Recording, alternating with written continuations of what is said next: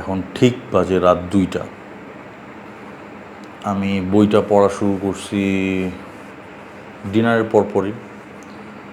তো রাত 2টা পর্যন্ত আমি কেন জেগে রয়েছি, কারণ যে বইটা আমি পড়া শুরু করছি এটা কোনোভাবে শেষ না করে উঠতে পারলাম না, এবং বইটা শেষ করার পরে আমার একটা অপরাধবোধ কাজ করতেছে যে বইটা আমি এত দেরি করে পড়ছি।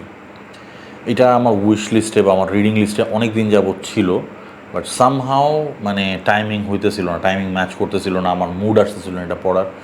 তো ফাইনালি আমি বইটা পড়ছি, এবং বইটা হইতেছে who killed Walter Thorne, Rayan Masud ভাইয়ের, এবং বইটা অনুজ প্রকাশন থেকে প্রকাশিত।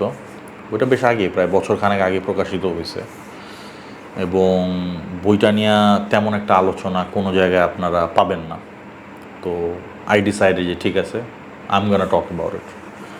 So who killed Walter Thorne এইটার ব্যাপারে কথা বলার আগে রায়ান মাসুদ ভাইয়ের ব্যাপারে একটু কথা বলে নিই। রায়ান মাসুদ ভাই বর্তমানের সবচেয়ে ওয়ান অফ দ্য মোস্ট, সবচেয়ে বলবো না, একদম one of the most under rated thriller এবং হরর রাইটার হিসেবে যদি ওনাকে আখ্যায়িত করি, তাহলে এটা কোনোভাবে বাড়ায় বলা হয় না, ব্যাপারটা যুক্তিযুক্ত।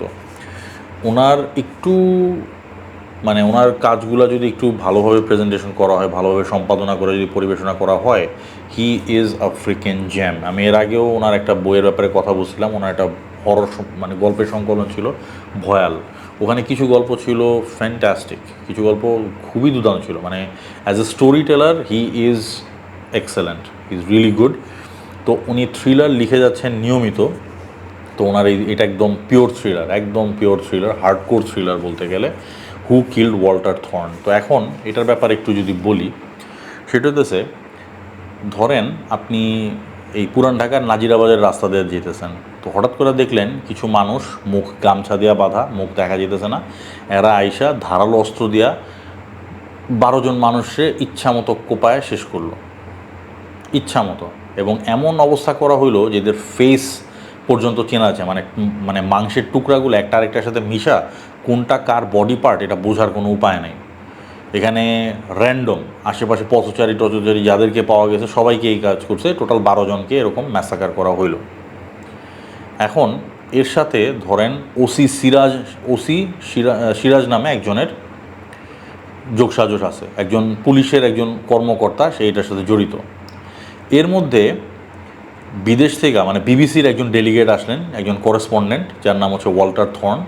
সে একটা প্রবলেম সলভ করতে বা কোনো একটা ব্যাপারে ইনভেস্টিগেট করতে আসছিল, এবং তাকে কোনোভাবে তার হোটেল রুমের বাইরে মৃত অবস্থায় পাওয়া গেল। এইটার সাথে প্রতিবেশী দেশের, কোন দেশ আমি নাম বলবো না, আপনারা পড়ে নেন, এটার সাথে প্রতিবেশী দেশের ইন্টেলিজেন্সের, সিক্রেট ইন্টেলিজেন্সের কী যোগসাজশ থাকতে পারে, এবং এর সাথে বাংলাদেশি সিক্রেট ইন্টেলিজেন্স এবং আর্মির কী যোগসাজশ থাকতে পারে, এবং বাংলাদেশের একজন মানে এক্স একজন আর্মি পার্সন যার নাম হচ্ছে মিস্টার উমার। তো এই মিস্টার উমার চরিত্রটা সে আগায় আসে এটা সলভ করার জন্য। তো এইভাবে কাহিনিটা আগায়। তো এইভাবে চিন্তা করেন, এইভাবে কাহিনিটা মাত্র মানে এটা প্রথম 3 চ্যাপ্টারের মধ্যেই এত কিছু, এর মধ্যে আরও অনেক কিছু, মানে বাকি কাহিনী তো আমি বাদই রাখলাম, জাস্ট প্রথম 3 চ্যাপ্টারের মধ্যে এত কিছু। আর এই যে মিস্টার উমার যে ক্যারেক্টারটা বললাম, এই ক্যারেক্টারটা রায়ান মাসুদ ভাই আগেও ওনার আরেকটা উপন্যাসে ইন্ট্রোডিউস করছেন, তো আমি ওটার ব্যাপারে আমি অন্য আরেক সময় কথা বলবো। তো এই উমার ক্যারেক্টারটা দারুণ, এবং ডেফিনেটলি এটা বোঝাই যায় যে রায়ান মাসুদ ভাই উনি মাসুদ রানার অনেক বড় ফ্যান ছিলেন। মেজর রাহাত, মাসুদ রানা এই ক্যারেক্টারগুলো থেকে উনি যথেষ্ট ইনফ্লুয়েন্স, এবং ওইটার খুব সুন্দর একটা এসেন্স, খুব ভিন্টেজ একটা ওই সময়কার মাসুদ রানার এসেন্স আপনি এখানে পাবেন। আর এই যে ক্যারেক্টারটা মিস্টার উমার, তার একটা পা নাই, মেটাল পা ইউজ করে, এবং তার এই মেটাল পাটা যে কোনো পরিস্থিতিতে যে কোনোভাবে ইউজ করতে সে কখনো পিছু পা হয় না, এবং খুব ইন্টারেস্টিং ওয়েতে সে বিভিন্ন জায়গায় জিনিসটা ইউজ করে।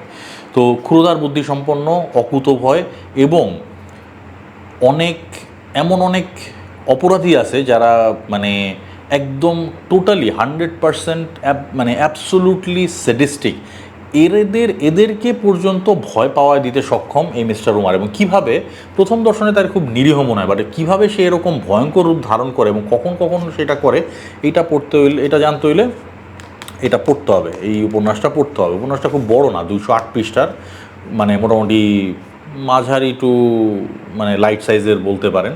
তো এবং সবচেয়ে বড় কথা, এটার পেসিং এত দুর্দান্ত, এটার উপন্যাসটা এত দ্রুত কাহিনী প্রগ্রেস করে, মানে আপনি এটা রাইখা দিতে পারেন, আপনার এটা পুরো শেষ করে উঠতে হবে। It's a very good page Turner. তো এই মিস্টার উমার ক্যারেক্টারটা দারুণ, ওসি সিরাজ এবং অন্যান্য যে কনস্পিরেটর যারা আছে এই ক্যারেক্টারগুলোও খুব ইন্টারেস্টিং। একটা ক্যারেক্টারের কথা পার্টিকুলারলি বলতে হবে, নাম হচ্ছে রবিউল, অত্যন্ত নৃশংস একটা ক্যারেক্টার, এবং এই ক্যারেক্টারটার ফাইনালি কী হয় এবং মিস্টার উমারের সাথে তার ফেস টু ফেস হয় কি না সেটা এই নভেলের মধ্যে পড়তে পারবেন আপনারা। এবং সবশেষে এই যতগুলা মানে অনেকগুলা মানে এইটা একদম totally it's a work of fiction. এখানে কাউকে খোঁচা দেওয়ার জন্য বা কোনো কাউকে গ্লোরিফাই করার জন্য এই অভিপ্রায় জিনিসটা করা হয়নি, সেটা বোঝাই যায়। It's a work of fiction, এটা বলেই নিছেন শুরুতে। বাট সমসাময়িক কিছু এলিমেন্ট, যেমন এই যে আর্মি কু, দেন হচ্ছে গণ অভ্যুত্থান, দেন হচ্ছে পার্শ্ববর্তী কিছু দেশের আমাদের ব্যাপারে যে ইন্টারেস্ট, এবং অনেক বড় একটা দেশের, অনেক বড় বলতে কি অনেক মানে এখন বর্তমানে যে দেশটা নিয়ে অনেক আলোচনা হচ্ছে তেমন একটা দেশেরও বাংলাদেশের ব্যাপারে যে ইন্টারেস্ট, এই যে সমসাময়িক কিছু এলিমেন্ট, এই জিনিসগুলা উনি এত সুন্দরভাবে ওনার উপন্যাসের মধ্যে মানে এই ফিকশনাল কাহিনীটার মধ্যে ইনফিউজ করছেন, মানে পড়তে আপনার কাছে দারুণ লাগবে। রেফারেন্সগুলো যখন আপনি ধরতে পারবেন, এটা আপনাকে এক্সট্রা একটা বুস্ট দিবে পড়ার জন্য, এটা এক্সট্রা একটা ইনসেন্টিভ আপনার জন্য। তো এখন এইটা মানে পুরো পড়া আমি দুর্দান্ত মনে হচ্ছে, আমি একটানে শেষ করে উঠছি। আর রায়ান মাসুদ ভাইয়ের লেখা অত্যন্ত ঝরঝরে, পড়তে কোনো জায়গায় কোনো অসুবিধা হয় না, বুঝতে কোনো জায়গায় অসুবিধা হয় না। আর সবচেয়ে বড় কথা হচ্ছে যে উনি যথেষ্ট পরিমাণে এক্সপ্লেনেশন এবং এক্সপোজিশন দিয়ে থাকেন, তো খুব একটা সমস্যা হয় না। তবে যেটা হচ্ছে যে এটা একদম পারফেক্ট কোনো থ্রিলার উপন্যাস এটাকে বলা যাবে না। যেটা হচ্ছে যে অনুজ প্রকাশনের ব্যাপারে আমি আগেও বলতেছি যে তাদের কন্টেন্ট কিছু কিছু ক্ষেত্রে তাদের কন্টেন্ট সিলেকশন খুব ভালো হয়, যেমন রায়ান মাসুদ ভাইয়ের মতো রাইটার তাদের হাতে আছে, কয়সামি ভাইয়ের মতো রাইটার তাদের হাতে আছে, তো তাদেরকে ওনারা যথেষ্ট সাপোর্ট দিচ্ছেন। বাট এই যে কিছু একটু কারণে দেখা যায় যে হিট অ্যান্ড মিস হয়ে যায়, যেমন এই উপন্যাসটা পার্টিকুলারলি, এইটাতে একটু সম্পাদনা দরকার ছিল, একটু সম্পাদনা আর একটু বেটার হইতে পারতো। কিছু কিছু জায়গায় বাক্য গঠনে একটু ঝামেলা টামেলা আমার লাগছে, এটা খুবই কম, টলারেন্সের মধ্যেই আছে। প্রুফিংটাও আর একটু বেটার হইতে পারতো। কিছু জায়গায় এমন বানান রীতি ইউজ করা হয়েছে যেটা হয়তো বা মানে আমাদের কাছে হয়তো ভুল মনে হইতে পারে, বা মেবি আরও এক্সপার্টরা বলতে পারবে, বাট মানে বানান টানান মানে প্রুফিংয়ের ব্যাপারটা আর একটু কেয়ারফুল হওয়া যেতে পারতো। প্রোডাকশনে অনুজ ফাইনালি ওই যে ওই বেঞ্জিনের মতো গুড়ি এম্বসটা থেকে বাইর হয়ে আসা, ওই যে ওই গ্র্যানুলার যে এম্বস ওটা থেকে বাইর হয়ে আসা, মানে ওই চকচকে এম্বসটা থেকে বাইর হয়ে আসা ম্যাট ফিনিশে গেছে। এবং তারা ওই গ্র্যানুলার এম্বসটার ওই টেক্সচারটা রাখছে ঠিকই, কিন্তু এই ম্যাট ফিনিশ দিছে, এবং ম্যাট ফিনিশ দেওয়ার পরে বিভিন্ন এলিমেন্টে এই স্পট ল্যামিনেশন করছে, এটাতে জিনিসটা আরও দারুণ হয়। এই যে নতুন স্টাইলটা তারা ডেভেলপ করছে, আমি এই জিনিসটা রিসেন্টলি খুব এনজয় করছি, এবং এইটাতে হ্যান্ড ফিলটা দারুণ আসে, গ্রিপিনেসটা খুব দারুণ আসে। বেঞ্জিনের ইয়াটা ওই ওই চকচকে পিছলা ওই গ্র্যানুলার এম্বসটা, এটা প্রথম ভালো লাগতো, এখন আর তেমন ভালো লাগতেছে না। বাধাই মোটামুটি একটু হালকা প্রেশার আপনার দিতে হবে এটা খুলে পড়ার জন্য। বই আর অনুজ প্রকাশন সাধারণত বইয়ের প্রাইস খুব রিজনেবলই রাখে, তো বা এশিয়া পাবলিকেশন বা অনুজ প্রকাশন যেটাই বলে না কি জন্য, এটার মুদ্রিত মূল্য রাখা আছে 420 টাকা, ছাড়টা দেওয়া খুব কমের মধ্যেই 250 টাকার আশেপাশে হয়তো বা পেয়ে যাবেন। তো যে কোনো অনলাইন বুকশপেই পেয়ে যাবেন। আমার তরফ থেকে আমি যদি বলি যে মানে আপনি যদি মানে আমাকে জিজ্ঞেস করেন যে রায়ান মাসুদ ভাই কোন থ্রিলারটা দিয়ে শুরু করা উচিত বা কোনটা ট্রাই করা উচিত, আমি বলবো যে ডেফিনেটলি পিক আপ হু কিল্ড ওয়াল্টার থর্ন, নিরাশ হবেন না, এইটুকু বলতে পারি।